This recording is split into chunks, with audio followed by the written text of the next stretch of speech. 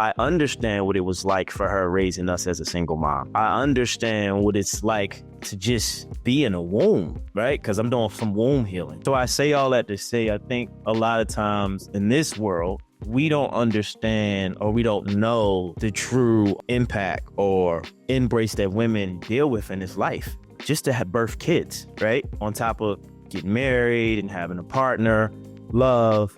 And I think for you, in your experience, you went through so much to transition to who you are today, where you can hold space for others. One thing I have noticed too, in this healing and wellness culture, there's like this narrative that it's only one size fits all. And oftentimes, because we're complex human beings, we do shift and pivot through different chapters of our lives. So what I do is I really think it's important to be on the same level and hold space so that we can explore everything that people are going through. Spiritual Fitness Podcast. I'm your host, Eric Bigger, and today we have a very intimate, vulnerable, transparent conversation with my guest, Jenna Marie. She's a life transitioner. She helps people transition when they're having a collapse, a stuckness, a fall, and she helps them break through. She's also a human design, I would like to say, facilitator. She helps people understand their energy archetype. And she's also into astrology. But what's more impressive that I'm intrigued by is her story. And we're going to get into that today. Jenna, welcome to Spiritual Fitness Podcast. How are you? Hi, Eric. I'm great. Thank you so much for having me today. Yes. So to people who don't know, I met Jenna in Toronto through my friend Lindsay, and we had a very deep, intimate conversation about life, breakthrough, healing. And I want to read something. I want people to really listen to this that she has in her bio. Jenna doesn't believe in having it all figured out. It's about learning to stay with yourself while you're figuring it out. She believes in holding space for complexity, honoring both your truths, and leading with compassion and not shame. Everyone is in progress, even her. So can we just, before we get into the story, can you unpack that? Because most of my life, I always felt like I had to figure it out. And in the times we're in right now, people are trying to figure it out and they're having a life transition and they don't know what to do. They don't have the answers. They might not have the resources, the support. They probably feel so disconnected. How did you get to that space of allowing that to just be what it is for the moment? I think there's this hot topic word of authenticity, but I think truly in the healing space, or what I have seen and what I think can really affect people, is this all or nothing mentality, right? So that we either are one or the other. We're either, happy or we're sad, but we don't give ourselves room or space to feel both. So both and. So being able to look at the fact that I can still be in joy about a situation, but suffering from grief at the same time, allows me to hold space where I can then, my nervous system relaxes when I'm able to say that and feel that into my body, that two truths can be the same at the same time. And then when I relax into my body, it allows me to uncover different solutions for what I'm thinking or release it in total. So I think there's just a lot of us that are humans. We're complex, nuanced people, and we really have to hold space for that. And I think also once you start having compassion for yourself like that, giving yourself the ability to be doing both things at once or feeling two things at once, you then have more compassion for other people because you can see it through their lens. Yeah, and I think that's the most important thing, is to have compassion for yourself, to have grace and really patience. And I think a lot of us are in even autopilot, is busy, trying to get everything done. And we're not slowing down. We're not pausing to relate to our nervous system, to feel into our nervous system, to understand what is my body telling me and what am I afraid to see, feel, or listen into that I need for my inner self, my inner child, right? And in your life, I just want to, give the audience a little context before we got on. Um, we talked about vulnerability, and we talked about the story you've created of experience within your mind that you don't feel as competent or maybe as confident to speak in big audience or in big groups of people. And I just want to give you the floor to kind of unpack what you think that was for you, because I know there's a lot of people out there that feels the same and they just don't know how to move into that. What was your challenge or your block? And honestly, proud of you right now because you're actually taking the leap. You're taking the initiative and you're speaking on this podcast. So this is a healing moment for you. So I just want to bow to you and say thank you for stepping up into this new version of yourself and being vulnerable, authentic, and being open, because I think that's what we need in this new earth. Thank you. Thanks, Eric. Yeah. For myself, it was because for decades, I filled the role of the people pleaser and I would keep myself silent. I knew I had a lot of information in my head and body, but I shrunk myself. So it became second nature not to speak to large audiences. I feel much more comfortable one-on-one, as I do with the work that I do with people, or in small groups where I can feel more secure and welcomed. So coming on this podcast, you're my very first podcast ever. So this is breaking down so many walls. It almost makes me want to cry because, and I'm going to give you an example of what happened. And I know that you're aware of this too, Eric. It's like, so last night, Eric, you send me this text asking me for my bio. And I sat there and I curated one and I put it together. I actually used the help of ChatGPT and I sent it off. And the minute I sent it, I had a pit in my stomach. And I knew that is not who I am. I knew it, but I slept on it. And then this morning I woke up and I thought, I could just continue on like I didn't make a mistake or that it wasn't curated. But I knew that I had to reach out to you, and I messaged you and said, this wasn't really truly who I am. So I rewrote the bio and sent it to you. And without your response, my whole body relaxed. It was like a nervous system. My whole body relaxed in that moment because I knew that I sent you the bio that's authentically me. And that felt so good because it wasn't performative. So I'm very grateful here to be able to now use my voice and hopefully do a lot more of it. And you don't even understand. Thank you for sharing. That acknowledgement breaks through so many walls and boundaries that the world is trying to put on us with AI, right? I love ChatGPT. I think it's great in a lot of ways. But in the inwovenness of it is AI technology robbing us of our creativity and our authenticity and our integrity, right? And so I'm proud that you acknowledged the truth that you were in, that you removed it, you addressed it, and now you feel more authentically in the alignment of your soul and your assignment for today's podcast, right? Now, here's the thing. Some people might get it, might not, but think of it. She had a bio that she got from ChatGPT. Cool. I think we all can do that. And I think it's great. It helps in a lot of ways. So say, for instance, she don't come back and rebuttal or change or shift into her own way of creating a bio, right? That energy of ChatGPT now becomes this podcast in her unconsciously, right? Because she agreed to it. Now I'm going to take it deeper. It's the same thing in life, right? When we're in relationships, when we're in partnerships, when we're in jobs, careers, right? Because, you see this all the time. I experienced yesterday with a young woman, mother to wife, and she told me she's never been in love with her husband. She married him because he was a good guy. Her intuition told her not to.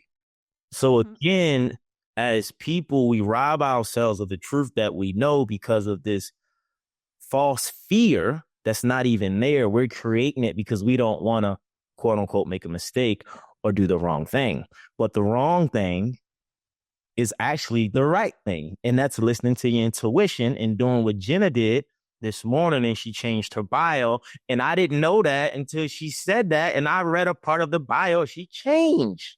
You see how that works? And that was the bio that you really felt. That Yes. bio that hit your everything when you got on, right? Yeah. So the authenticity of that creativity of her soul essence came through to me and stood out to me because I can relate to trying to figure it out because I didn't have any other way.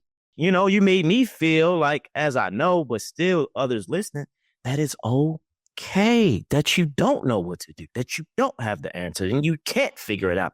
It is okay because we're all in that space.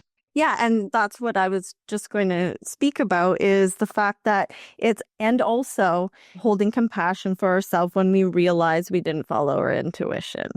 Because oftentimes that's where the shame happens and then we spiral, right? So I think to hold space for ourselves when maybe we get married and it's not in your, what you truly want to do. But I mean, that's a much bigger picture than that, but it's about holding space for when you aren't authentically yourself because there's reasons why. Yeah. And then sitting in that and moving forward. Yeah. Well, I want to talk, before we get into like how you're a mentor for people that's in a transition and you use human design and astrology to help people scale and evolve and transform their life for their authentic self.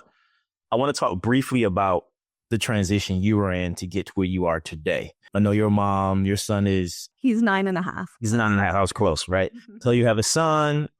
You were previously married, right? Mm-hmm. Right. So, and in that process, a lot of things take place. You're in a different space. And I just want to kind of breathe air just on a little bit of that transition for you to be this empowering woman that you are today to help others transition. Because I think relatability and vulnerability is what really, I don't even want to say the word make you an expert, but it gives you a clear perspective of the experience that someone else might be relating to for you to step in space to help them get through that time. So what was the transition you dealt with within your life that was overwhelming, shocking, maybe, caused you things that you didn't think would happen, if you can speak on it? Yeah, absolutely. So as I mentioned before, I was a people pleaser from a very young age. I was often in my head and trying to fit in. I filled the role of good girl very well. So I never wanted to step out of that role. It was very uncomfortable. So I did find a partner that was not the best for me. And at 7 months pregnant, I made the decision to leave everything behind, leave my unsafe life behind, which involved career, home, and other things. So when I left, I had to restart and rebuild from the ground up. And that looked like navigating a court system that wasn't built to protect us. That looked like navigating a medical system that also was very difficult at the time. And during all of this, I went through many, many, many ups and downs. And I had you talk about your awakening in 2023, mine was in 2022. And it was when everything shifted and I started seeing things in a different way, more clearly.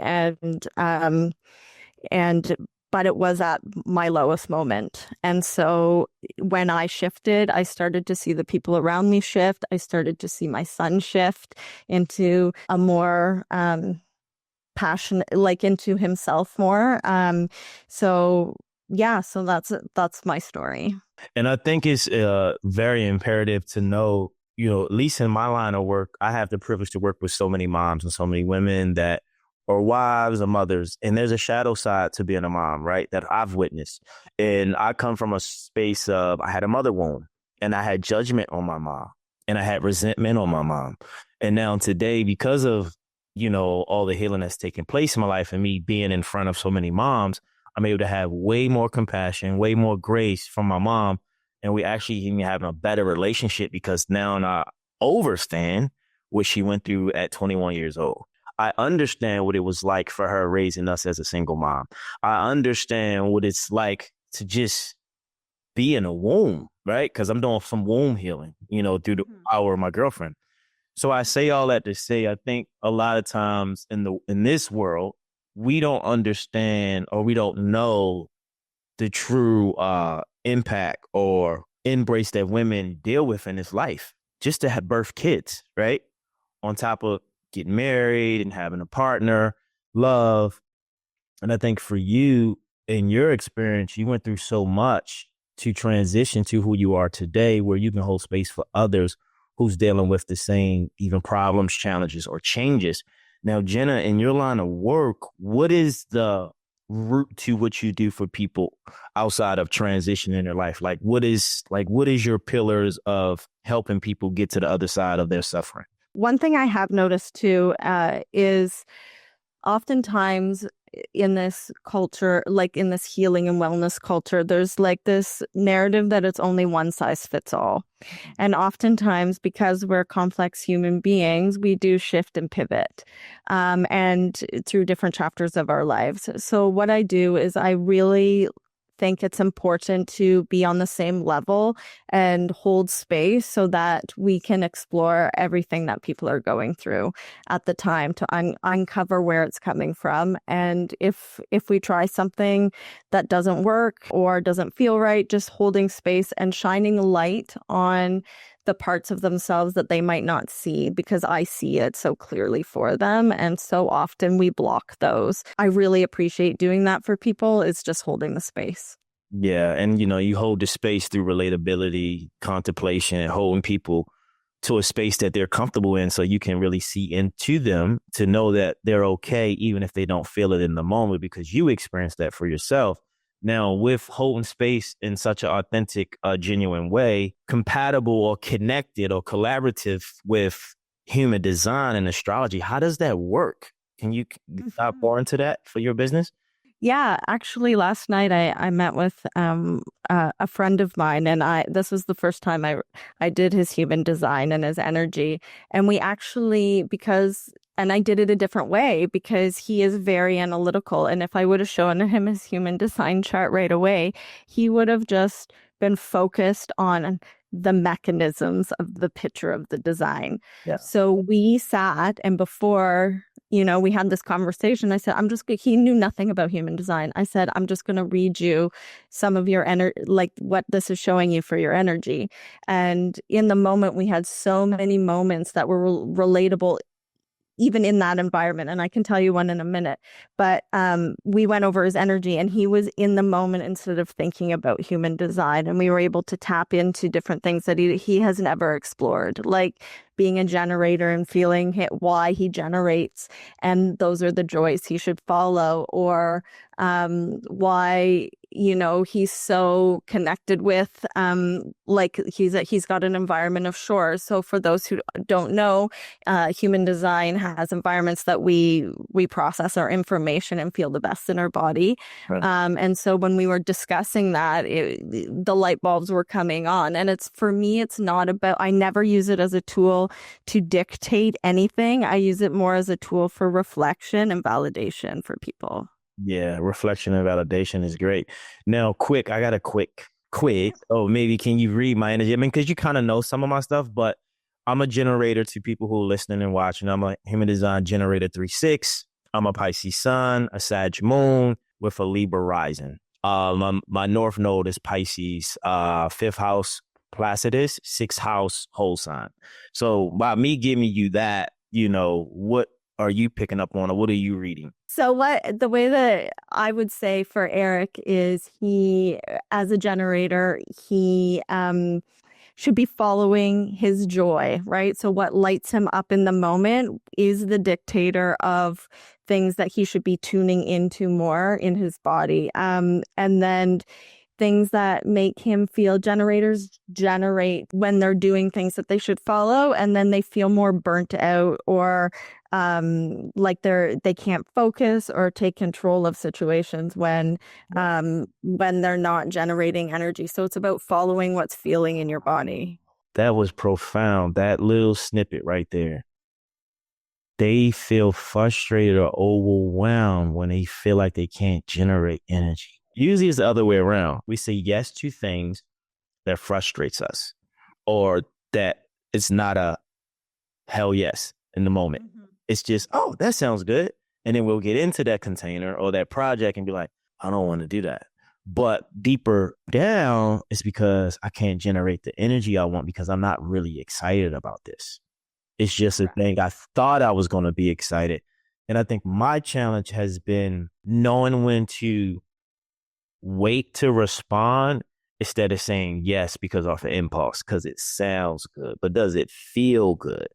And this is why I think human design and your energy archetype is so crucial, because I think like 70% of the population are generators. And then with my three, I'm aware that I have to experiment things, right? Absolutely. To know what works, what doesn't. And then I guess, later in life, you get on a rooftop, that's the six, that's the role model, that's the mentor. But it's so true because I do, and I have burnt out and overwhelmed and done things I didn't really want, but I thought I should because it sounds good, especially with family. I felt obligated, but then it burnt me out and shut me down. Then I don't have my own energy for my own likeness and my own self. And within your line of work, so we got the relatability, you holding space. You talked about your client. I think we say he was a Virgo and a generator, and he's analytical, and you just read his energetics from human design. Now you have these, you have 1, 2. Now you bring in astrology. How does astrology like sweep it up and put it in like a great package for people to feel evolve when you do that? Because listen, Jenna, I love astrology. I was excited to be here today because I know what and I'm excited for you to tap into these parts of your knowing because I light up. Yeah, you do. Like our conversation that we had when I met you in person. Yeah. I think astrology, again, is so incredible because it can show you different spots in your life where you can tap into. For instance, we know our moon sign. So for me, knowing that I'm a Libra moon, in the 5th house, it helps me understand that my nervous system and the way that I operate really needs balance, because the Libra is the balance, right? So I need balance. And when I'm feeling balance, I feel the safest in my body. It also highlights the more shadow sides, or the sides that I just have to be aware of, right? Because Libras can be people pleasers, which of course, and my creativity. But I think what's really cool is when I've pulled charts for other people, like my son, it's given me insight into how he processes information, and it helps me parent a very different way because I can hold space for what he needs and see it through a different lens. Yeah, and it's so important for people listening to hear me out, hear me now, hear me clearly. Human design, astrology, numerology, Enneagram, DISC assessment, anything that's going to get to the root of you behind the frequency that you present that you can't see will be the new information and education that will change your life. So someone like Jenna is someone who can not only help you transition in life, but give you information, an opportunity to dive inward of your life to understand why you are where you are and where you want to go for your soul's benefit. Because here at Spiritual Fitness and within this podcast, I'm always want to bring information, guests, insight, so people can tap into their soul's essence, their soul's purpose. Because as we see, you have things, you have careers, you have people, you have places, but it looks good, but it doesn't feel good because we're in misalignment, because we're going off what they're telling us. They're selling us a dream. They're selling us the desire that we think we want. We don't want these desires. They're projecting them on. It's marketing. So when you go into the desire of your soul and you connect with someone like Jenna, you're able to kind of have that balance, pause, reflect, introspect, and see, where do I want to take my life in the next 2 to 5 years? Why do I want to take my life in the next 3 months? Some people are going through a divorce right now, or they want to get out of a long career. Or I just had another client who just put her notice in to leave a company she's built up for 20 years. She's a mom. She'd be 50 next year, and all these little things. But I say all that to say, because I don't want people to take this information, this wisdom for granted, where it can benefit them. One piece of information, or someone working with someone like Jenna, can help you make one decision that can change your life. And I always say, if you listen to your intuition, the reason your intuition is powerful because it doesn't have a story. right? It just is. You just know. And I think the more we can move into that space and live from that, even though we have all these other parameters and boundaries and distractions and distortions, we get that. But just take some baby steps and move into this space of life transition with Jenna, learning about your human design and astrology will all benefit the collective. Now, Jenna, I got one last question and I want some feedback from you. When you think of spiritual fitness, what's the first thing that comes up? Moving and grounding my body. Actually, I had the honor of attending your live event in Toronto. I didn't actually overthink anything, which was very interesting for me.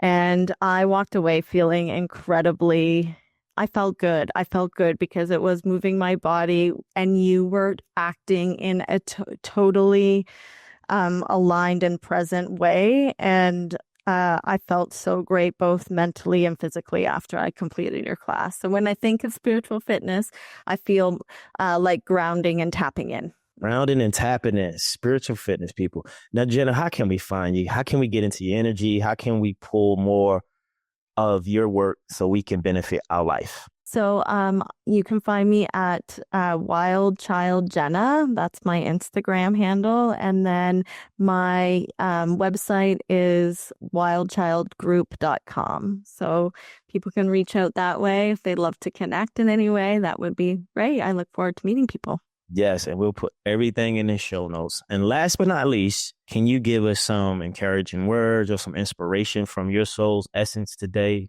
Because we are in a Capricorn full moon today. Can you give the collective, the people that's going to watch and listen to some inspiration as we sign off? What I would love for people to hear is that we are not supposed to fit in boxes. Everything is not one size fits all.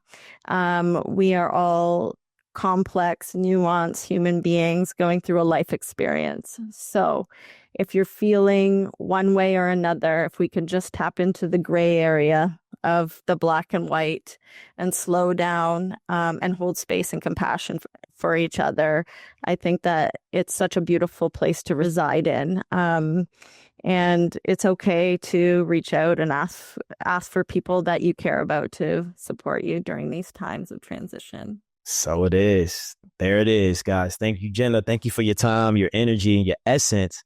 And we look forward to hearing from you and seeing you on social and the internet and continue to speak. Thank you, Eric. That's so exciting for me. It's miracle season. So people, thank you. Share, subscribe, like this podcast.